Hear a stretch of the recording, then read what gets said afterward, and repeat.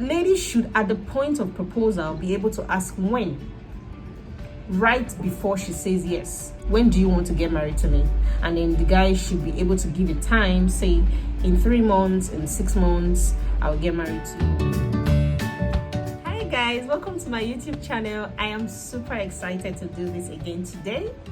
I think this excites me way more than anything I've done in the last 3-6 months, thereabouts. Yep.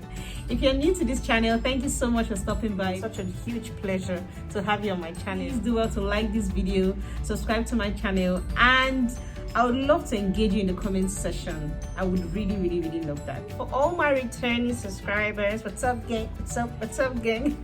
You deserve an Oscar. Like, okay, well, we'll give you the Oscar. A little smile, because I like to start with something funny. So I learned about this couple who, had it all figured out, the ideal couple, yeah. And on this very day, the guy was moody in the office, just generally unproductive. And the boss asked him, "Hey man, what's up? Is everything okay?" And he's like, "Yeah, I'm fine. And the boss is like, "This is not you, so you want to talk about it?" And then he goes, "I really don't know what's the problem. My girlfriend thinks I ruined her birthday.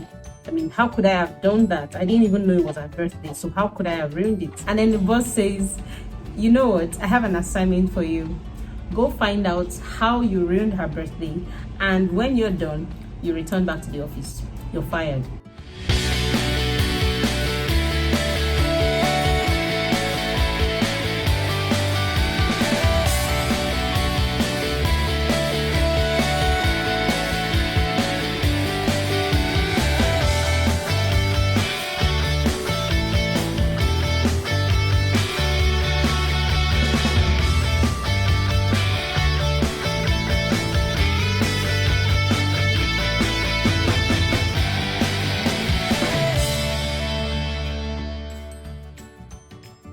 So before I start, I would like to say a huge thank you to everyone who was part of my launch last week. It is such a privilege. Thank you so much for giving me my first 100 subscribers. Like, you guys did that. Like, I am too excited to even communicate that right now. So today's video is an offshoot from a conversation I had a couple of weeks ago with a friend. And I thought that my subscribers would like to share their thoughts on it. So literally, I'm not going to be giving my opinion, but I'm going to be sharing, diverse opinions that I've gotten from a mini survey I did. So I'd like that at the end of the video, or whilst you're watching the video, you could just drop your comments on what you think, what your thoughts are, what are your reservations, what are your recommendations. That would mean a lot to me. I would really love to engage in the comment section, because this topic is so important to me, right? And because of the strength of the argument on both ends, it is really difficult to maintain a standpoint. So you guys are going to help me, and I hope that people who go through the comment section after this video would be able to tell which sides they think has more weight and which they think should fly, or if we should have a combination of both, sides of the argument in one. So thank you so much as you do that. So let's get right into it. We're going to be talking about wedding proposals or marriage proposals, or what most people would usually call an engagement. Okay, I'm talking about the kind of events that occasions exchange of rings, or in most cases the guy just gives the girl a ring to say, "I want to marry you," or he goes on his knees and is like, "Would you get married to me? Do me the honor of being my wife," or whatever nomenclature he decides to use. Well, some guys can be really romantic and they just go all Shakespearean, and I'm like, okay, calm down. So typically the guy is a person who proposes marriage, yeah? So he organizes somewhat like an event. I'm talking about the really elaborate proposals, yeah? So we have this extremely romantic setting, scented candles, petals, this Cinderella and Prince Charming vibe, yeah? The guy just makes a big deal out of the event, like it's a full-blown event, right? There's so much noise about it, and of course, especially when the girl likes that kind of vibe, and he does all of that and asks her if she would marry him. That is the elaborate kind of proposal. But and that's very okay. Honestly, it is very okay, because a lot of persons like the glam, they like the noise, they like the drama. Okay, so of course it will depend on both parties, their level of understanding. That's on a separate note. But then there are others who just go low key. The guy doesn't want so much noise, the girl is not even so flashy, she just wants something quiet. Some persons do not like all of that drama because of the intense pressure that accompanies it, and some persons are just generally camera shy. They don't just want to be all out there for people to be looking at them, and either ways they are both fine. But that is not our focus, right? Our focus is the big question: what next? Because not all, frankly speaking, right, not all proposals lead to marriage. Okay, so there are tons of cases where the lady is literally waiting for the guy to get serious about the marriage even after he has proposed. So the lady wears the ring for a couple of weeks, months, some of them spanning 2 years. And I'm not talking about a delay that is occasioned by character defects. Probably the guy is misbehaving, so the lady is no longer interested, or the lady is just misbehaving and the guy just thinks, I don't think I want to do this anymore. I'm not talking about that. I'm talking about the kind of delay that is occasioned by complaints of lack of fund. I don't have the money yet, I don't think I'm ready for it, or I do have the money but I just have not reached the point in my career. All right, I'm trying to get to that point before I settle down. So the conversation I had with this friend, he was proposing like an alternative or a solution to this problem, where a lady has to hold a ring for a number of months or weeks or years, and the guy is not forthcoming, right? The concern is that the lady has a freedom.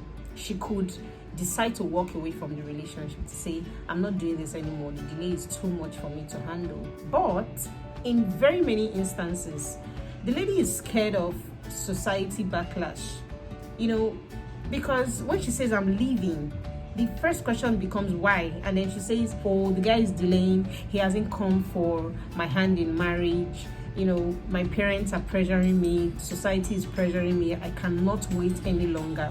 The first question becomes, why are you trying to pressure him, right? This is someone you're dating, give him time. And then you begin to wonder, how much time should she give to the guy?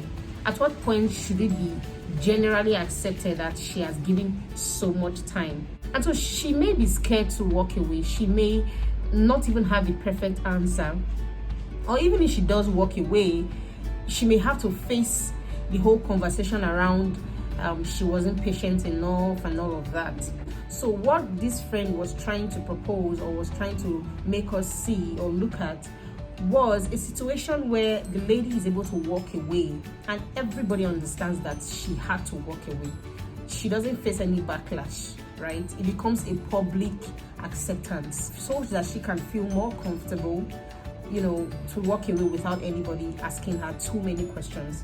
And his solution to that was, the lady should, at the point of proposal, be able to ask when, right before she says yes. So when the guy goes on his knees and is like, I want you to be my wife, or I want to get married to you, the first question she should ask is when do you want to get married to me? And then the guy should be able to give a time, say in 3 months, in 6 months, I'll get married to you, or the wedding will be in another 9 months. And if that time is okay for the lady, she can then say yes. If at the end of that 6 months or 9 months or 3 months, the duration that was agreed, the guy is not forthcoming, she can then walk away. Now, this is not a guarantee that the guy would suddenly want to marry her within that time frame, simply because he has admitted to it. What we are looking at is, if the proposal is public, friends, families, a lot of persons were there, and the guy tells her just in front of everybody that in 6 months, in 9 months, we'll do this thing. It's getting to 3 months, 6 months, 9 months, the guy is not forthcoming. Bulk of the question will go to the guy.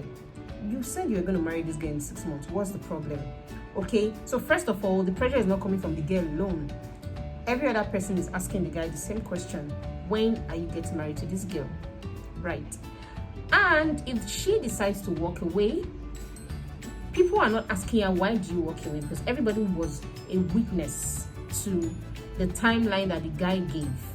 So what this means is that I love this guy, I want to get married to him, but I am also a human, and by virtue of my human nature, I am naturally selfish. I want the best for myself as well. I do not want this guy to waste my time. So I asked him, when do you want to get married? Remember, at the beginning of this video, I had initially said that the delay we are talking about is not a delay that is occasioned by character defects or new information coming to light, like maybe there's a baby somewhere, or maybe, you know, somebody has been hiding one huge secret.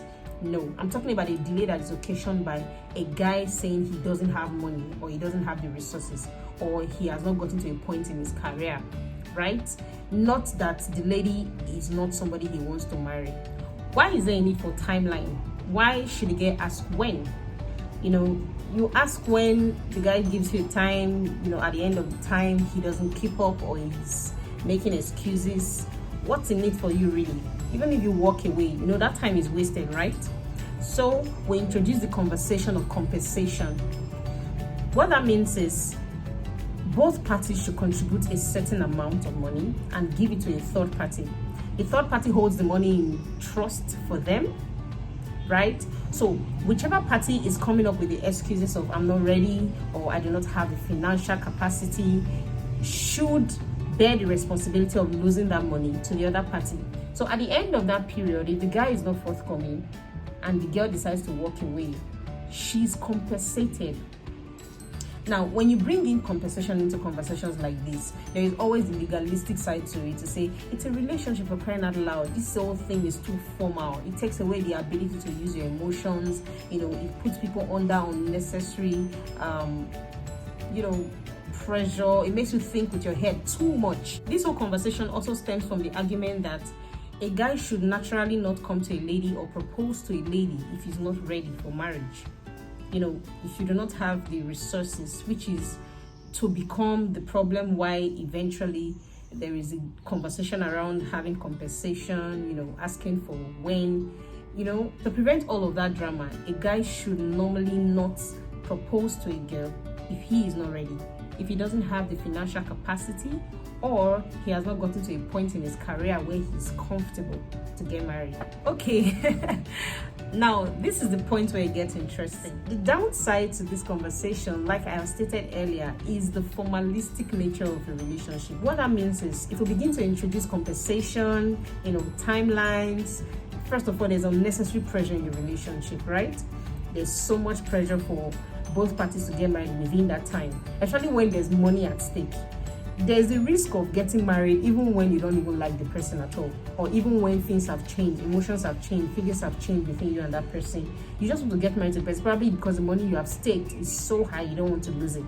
That would increase the divorce profile, which is already very high, right? So a lot of persons would easily walk out of a marriage, you know, because they didn't even get in because they loved this person. That is one of the downsides. Two, we find a relationship where there may be a lot of subtle threats, right?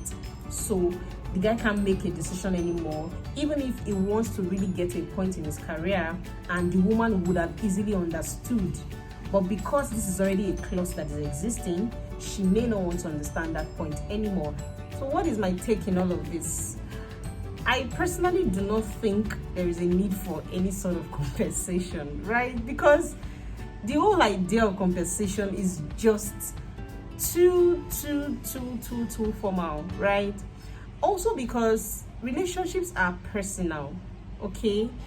There are literally no hard and fast rule to how people deal with their relationship. Of course, I can relate to the fact that not being the lady who is literally clueless as to what to do next, we may not understand how she feels and what all of that delay and drama means to her. But then you want to ask, if you wish there was a compensation, we should probably ask you if you're in a relationship or you were in a business transaction. Because when you begin to think of money, or you think that money can compensate for the time spent with someone that you claim to have loved, maybe there was no love in the first place, right?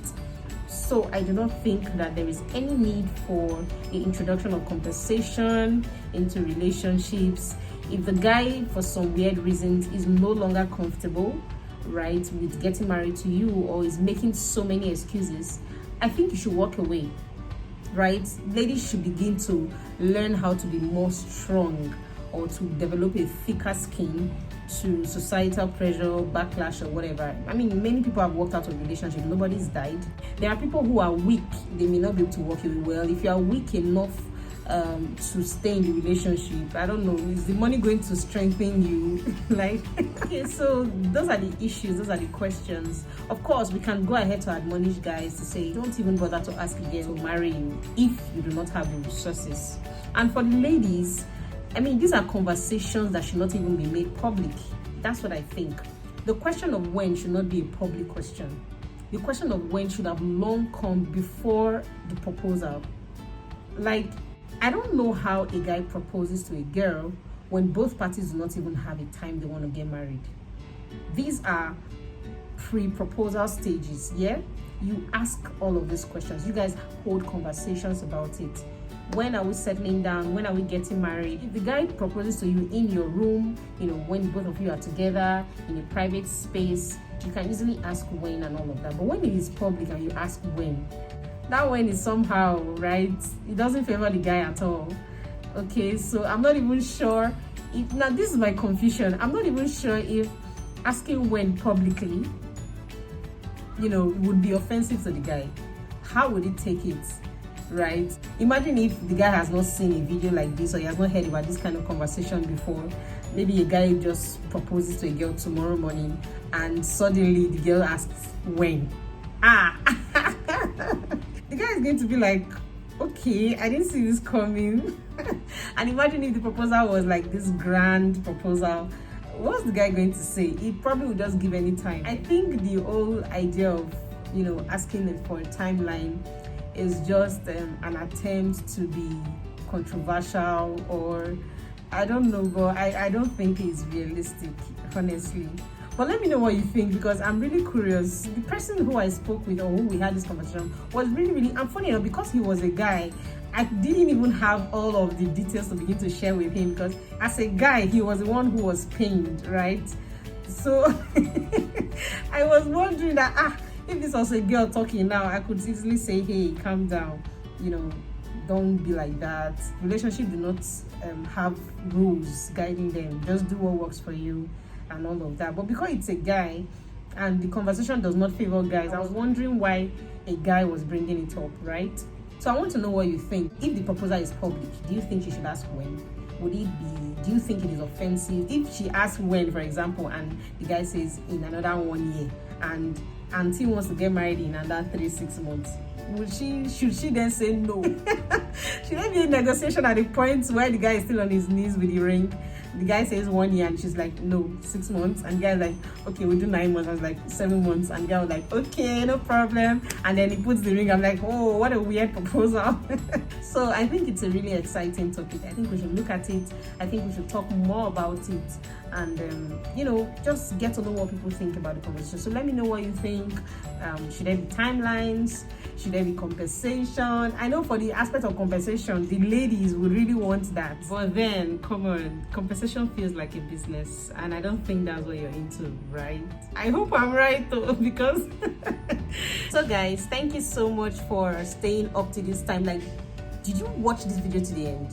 Okay, like, you stayed on this channel. Oh my god, thank you so much. That means a lot to me. The more you watch this video, the more watch hours I get, the more chances or likelihood that I get monetized soon. So of course, that will mean a lot to me. We're passionate about these things, but of course we need the money. Yeah, so we need the money. So guys, thank you so much for watching to the end. I really wish there was a way I could get to know how every single person is doing. How is work, how is school, how is business, how is your relationship. Yeah, I hope you're not the one stressing your partner out, right? because some of us, I don't know, we have plenty issues. I actually promised 2 videos in a week, so let's get right into it. This is pretty much exciting. Please do well to like my video, use the subscribe button down. Before we draw the curtain, I would like to give a shout out to contributors of this video, a couple of persons who got to learn about the topic and generously share their thoughts with me. I'd like to thank Olivia, Kenneth, Glory, and Abigail. Thank you so much for your contribution. They came really handy. So guys, I will see you in my next video. Till then, I hope you're showing love, empathy, and compassion to one another. Bye. Mwah.